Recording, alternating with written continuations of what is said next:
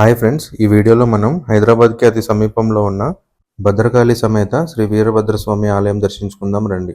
హైదరాబాద్కి సుమారు 30 కిలోమీటర్ల దూరంలో బొంతపల్లి అనే గ్రామంలో ఈ ఆలయం ఉంది. బొంతపల్లి జిన్నారం మండలం, సంగారెడ్డి జిల్లాలో ఉంది. ఈ ఆలయానికి తేలికగా బైక్ లేదా కార్ మీద ఈజీగా చేరుకోవచ్చు. టెంపుల్కి చేరుకోవడానికి గూగుల్ మ్యాప్ లింక్ నేను డిస్క్రిప్షన్ బాక్స్లో ఉంచుతాను, చెక్ చేయండి. బొంతపల్లి బస్సులో చేరుకోవాలనుకునే వాళ్ళు ముందుగా మీరు పటాన్ చెరువు చేరుకోవాలి. పటాన్ చెరువు నుండి ఫ్రీక్వెంట్గా బొంతపల్లికి మనకి బస్సెస్ అందుబాటులో ఉంటాయి. ఈ బస్సెస్ మనకి టెంపుల్ స్టాప్ దగ్గర ఆగుతుంది. సికింద్రాబాద్ జూబ్లీ బస్ స్టాండ్ నుండి కూడా కొన్ని బస్సెస్ అందుబాటులో ఉన్నాయి, కానీ ఆ బస్సులు అంత ఎక్కువగా ఉండవు. నేను మీకు కారు లేదా బైక్ మీద వెళ్ళమని చెప్తాను, ఎందుకంటే ఈ గ్రామంలో హనుమాన్ దేవాలయం, అయ్యప్ప స్వామి గుడి, వీరభద్రస్వామి పాదం మోపిన చోటు ఉన్నాయి. ఓన్ వెహికల్ ఉన్నవారు ఈజీగా ఇవన్నీ కవర్ చేసుకోవచ్చు. నేను బొంతపల్లి చేరుకున్నాను. ఇప్పుడు మనం ఆలయం లోపలికి వెళ్దాం రండి.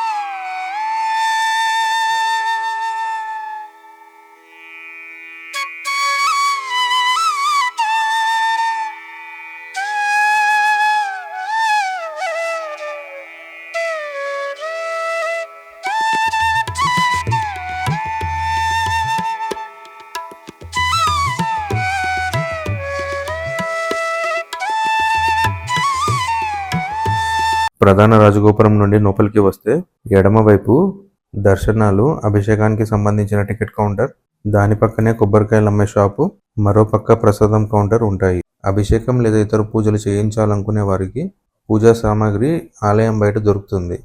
ఈ ఆలయ ప్రాంగణం చాలా పెద్దగా ఉంటుంది. 4 వైపుల రాజగోపురాలతో ఈ ఆలయం అద్భుతంగా నిర్మించబడింది. సుమారుగా 1000 సంవత్సరాల క్రితం కాకతీయులు ఈ ఆలయాన్ని నిర్మించినట్టుగా చెప్తారు. ఈ ఆలయం కాకతీయుల మరియు చాళుక్యుల నిర్మాణ శైలిని ప్రతిబింబిస్తుంది. ఈ ఆలయంలో ప్రధాన మూర్తిగా శ్రీ వీరభద్రస్వామి, ఉపాలయంలో భద్రకాళి అమ్మవారు ఉంటారు. వీరభద్రుడు అంటే సాక్షాత్తు పరమశివుడే. ఇక వీరభద్రుడు ఆవిర్భావం చూస్తే, పరమశివుడి మామగారైన దక్షుడు ఒకనాడు ఒక యజ్ఞం చేయడానికి పూనుకుంటాడు. దానికి శివుణ్ణి ఆహ్వానించడు. సతీదేవి శివుడి మాట వినక దక్ష యజ్ఞానికి వెళ్తుంది. అక్కడ తండ్రిచే అవమానించబడి ఆత్మాహుతి చేసుకుంటుంది. ఇది విన్న పరమశివుడు కోపాద్రిక్తుడై తన తల వెంట్రుకను నేలకు కొట్టి వీరభద్రుని సృష్టిస్తాడు. దక్ష యజ్ఞాన్ని నాశనం చేయమని ఆదేశిస్తాడు. శివుడు ఆజ్ఞ మేరకు వీరభద్రుడు దక్ష యజ్ఞాన్ని ధ్వంసం చేసి దక్షుడి శిరస్సును ఖండిస్తాడు. తర్వాత దేవతల కోరిక మేరకు దక్షుడిని తిరిగి బ్రతికించి మేకతలను పెడతాడు. వీడియోలో చూపిస్తున్నట్టుగా మీరు నేరుగా ఇలా నడుచుకుంటూ వెళ్తే ఎడమ పక్క ఆలయ కార్యాలయం కనిపిస్తుంది. మీకు ఏమైనా సందేహాలు ఉంటే ఇక్కడ సంప్రదించవచ్చు.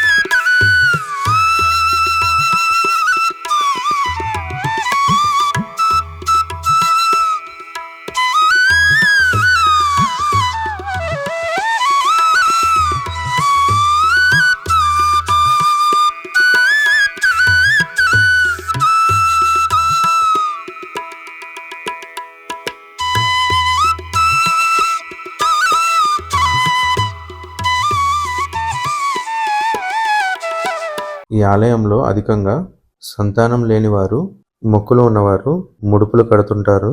ముడుపులకి సంబంధించిన కొబ్బరికాయలు మనకి కొబ్బరికాయల షాప్లో దొరుకుతాయి. ముడుపుకి టికెట్ కూడా తీసుకోవాల్సి ఉంటుంది. వాటిని తీసుకుని ప్రధాన ఆలయం దగ్గరికి వెళ్తే పంతులు గారు మన చేత ముడుపు కట్టించి ఆ ముడుపును స్వామివారి పాదాల చెంత ఉంచి పూజ చేసి మనకి ఇస్తారు. ఆ ముడుపును తీసుకొని ఆలయం చుట్టూ 11 ప్రదక్షిణలు చేసి అక్కడే పక్కన ఉన్న జాలికి ముడుపులు కట్టాల్సి ఉంటుంది. కోరికలు తీరిన వారు తిరిగి ఆలయానికి వచ్చి స్వామివారిని దర్శించుకుంటారు. సంతానం కలిగిన వారు సంతానంతో వచ్చి స్వామివారిని దర్శించుకొని చిన్న బొమ్మ ఉయ్యాల కట్టాల్సి ఉంటుంది. ఇది ఇక్కడ దేవాలయంలో ఆచారంగా వస్తుంది.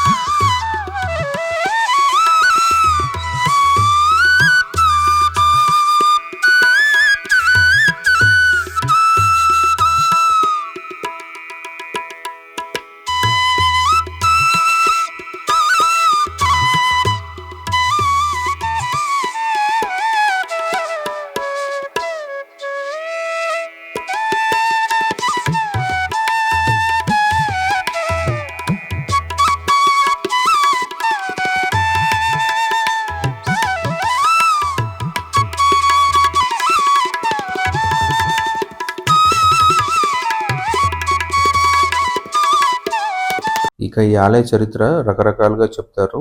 అందులో ప్రాముఖ్యంగా ఉన్నది, ఒకనాడు కొంతమంది రైతులు ఎడ్ల బండ్ల మీద వెళ్తూ ఉంటారు. హఠాత్తుగా ఒక ప్రదేశానికి వచ్చేసరికి ఎడ్ల బండ్లన్నీ ఒకటేసారి ఆగిపోతాయి. క్రూర మృగాలకు భయపడి ఎడ్లు ఆగాయేమో అని మళ్ళీ ఎంత ప్రయత్నించినా ఆ ఎడ్లు ముందుకు కదలవు. దానితో అక్కడే సేదతీరుతాడు. ఆ రాత్రి ఒక రైతుకు వీరభద్రుడు కలలో సాక్షాత్కరించి తాను అక్కడే పుట్టలో వెలిశానని అక్కడే పూజించి ఆలయాన్ని నిర్మించమని రైతుకు కలలో చెప్తాడు. పొద్దున్నే లేచిన రైతు తనకు వచ్చిన కలను స్నేహితులతో చెప్పి పుట్టను తవ్వి చూస్తే నిజంగానే వీరభద్రుని విగ్రహం ఉంటుంది. రైతులు ఆ పరిసరాలను శుభ్రం చేసి వీరభద్రుని పూజించి అక్కడ ఉన్న రాజుకి సమాచారం అందిస్తారు. అప్పుడు ఈ గుడి నిర్మించబడిందిగా చెప్తారు. మరికొందరు ఈ ఆలయ చరిత్ర వేరే విధంగా చెప్తారు. ఒకనాడు ఒక బాలుడు గ్రామంలో వెళ్తుండగా వీరభద్రుడు తనను పిలిచి తనకు ఆ చోటులో ఉండడం ఇష్టం లేదని కొత్త చోటుకి తీసుకుని వెళ్ళమని చెప్తాడు. ఆ బాలుడు ఆ విగ్రహాన్ని ఎత్తుకుని తీసుకుని వెళ్తుండగా ప్రస్తుతం ఆలయం ఉన్న చోటు వద్ద దింపమని చెప్తాడు. బాలుడు విగ్రహం దింపిన తర్వాత వెనక్కి తిరిగి చూడకుండా వెళ్ళమని చెప్తాడు. తిరిగి చూస్తే శిలగా మారుతావని చెప్తాడు. బాలుడు కొంత దూరం నడుచుకుంటూ వెళ్తుండగా తన వెనక డమరుక శబ్దం, గజ్జల శబ్దం వస్తుంటే వెనక్కి తిరిగి చూస్తాడు. అక్కడే శిలగా మారిపోతాడు. ఈ బాలుడి శిల ఇప్పటికీ గ్రామంలో ఉన్నట్టు చెప్తారు. బాలుడు స్వామివారిని దింపిన చోటే ప్రస్తుత ఆలయాన్ని నిర్మించారు. మరో కథనం ప్రకారం వీరభద్రుడు తను ఉన్న ప్రాంతం నచ్చక ఇప్పటికీ 3-4 ప్రాంతాలు మార్చి చివరికి ప్రస్తుతం ఉన్న ఆలయం వద్ద స్థిరపడ్డారని చెప్తారు.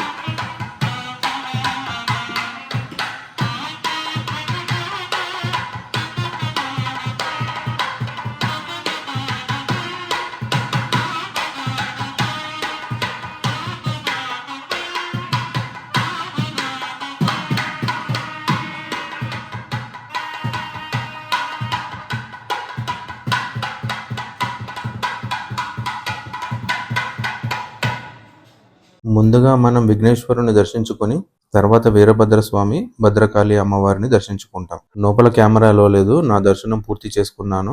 మేము అభిషేకం చేయించుకున్నాము. స్వామివారి దర్శనం చాలా బాగా జరిగింది. మేము వెళ్లిన సమయం మధ్యాహ్నం కావడంతో స్వామివారికి మహా నైవేద్యం జరిగింది. మీరు ఇందాక విన్న వాయిద్యం దానికోసమే. ఈ దేవస్థానానికి వాయిద్యం వాయించే వాళ్ళు ప్రత్యేకంగా ఉన్నారు. పొద్దున్న స్వామివారి మొదటి పూజ, మధ్యాహ్నం నైవేద్యం, సాయంత్రం హారతికి వాయిద్యం ఖచ్చితంగా ఉంటుంది. ఇలా ఈ చుట్టుపక్కల ఏ ఆలయంలో కూడా నేను చూడలేదు. ఇక్కడ కొంతమంది బండ దగ్గర కూర్చున్నారు కదా, ఈ బండని ఒళ్ళు బండ అని అంటారు. ఇది మన కోరికలు తీరుతాయో లేదో చెప్తుంది. స్వామివారికి మన కోరికను కోరుకుని 2 బొటన వేలు దగ్గరగా ఉంచి స్వామివారిని ధ్యానిస్తే కొద్దిసేపట్లో ఆ 2 వేళ్లు దూరంగా జరుగుతాయి. అలా జరిగితే మీ కోరిక తీరుతుందని అర్థం. కార్తీక మాసం దేవి నవరాత్రుల సమయంలో ఈ ఆలయంలో విశేష పూజలు నిర్వహించబడతాయి.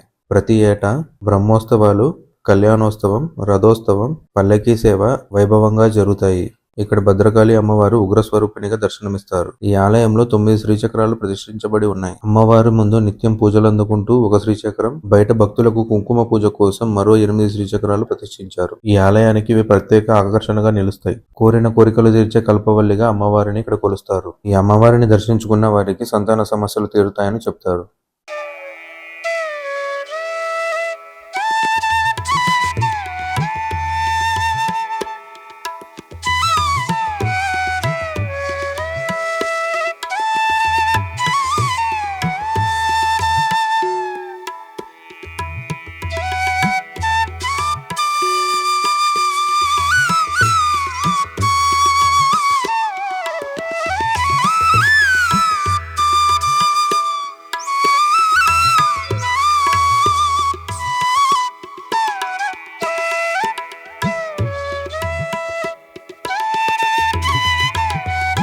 ఈ ఆలయం వద్ద కోతులు, కుక్కలు బాగా ఎక్కువగా ఉంటాయి. ప్రసాదాలు, తినే పదార్థాలు మీ చేతిలో ఉన్నప్పుడు జాగ్రత్తగా ఉండడం బెటర్. ఈ కోతులు, కుక్కలు ఆలయంలో తిరుగుతూనే ఉంటాయి. ఇక్కడ బ్రాహ్మణులు కూడా వాటిని ఏమీ అనరు. ప్రతి దానిలో దైవాన్ని చూడడం అంటే ఇదేనేమో. నేను చాలా ఆలయాలు సందర్శిస్తూ ఉంటాను. ఆ ఆలయాల్లో ఎక్కువ శాతం పంతుళ్ళు మనం అడిగిన దానికి సరిగ్గా సమాధానం కూడా చెప్పరు. కానీ ఈ ఆలయంలో పంతుళ్ళు మనం అడిగిన ప్రతి ప్రశ్నకు వివరంగా చెప్తారు. ఇక్కడ దేవాలయ వ్యవస్థ చాలా అద్భుతంగా ఉంది. ఈ దేవస్థానానికి సంబంధించి సుమారుగా 15 నుండి 20 మంది పురోహితులు ఈ ఆలయానికి ఉన్నారు. ఈ ఆలయంలో సత్యనారాయణ వ్రతాలు నిత్యం జరుగుతూనే ఉంటాయి.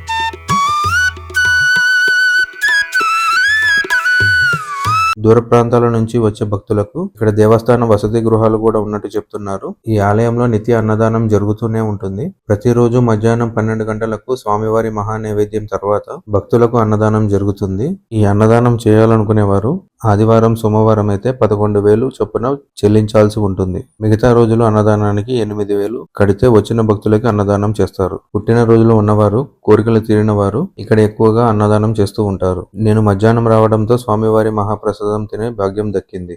ఇది ఆలయ కోనేరు. ప్రస్తుతానికి ఖాళీగా ఉంది. కార్తీక మాసం వస్తుంది కదా, శుభ్రం చేయడానికి నీళ్లు తీసినట్టున్నారు. చుట్టూ అడవుల మధ్యలో ఈ ఆలయం ప్రశాంతంగా ఉంది. నేను వెళ్లిన సమయంలో చిరుజల్లులు కురుస్తుండడంతో ఈ ఆలయానికి ఇంకా అందం వచ్చింది. హైదరాబాద్ చుట్టుపక్కల ప్రదేశాల్లో ఉన్న వాళ్ళు ఈ ఆలయానికి ఈజీగా చేరుకోవచ్చు. తప్పకుండా దర్శించుకోమని నేను సజెస్ట్ చేస్తాను. ఈ ఆలయానికి అతి సమీపంలో హనుమాన్ దేవాలయం, 1/2 కిలోమీటర్ దూరంలో అయ్యప్ప స్వామి దేవాలయం ఉన్నాయి. వీలు ఉన్న వాళ్ళు అవి కూడా దర్శించుకోవచ్చు.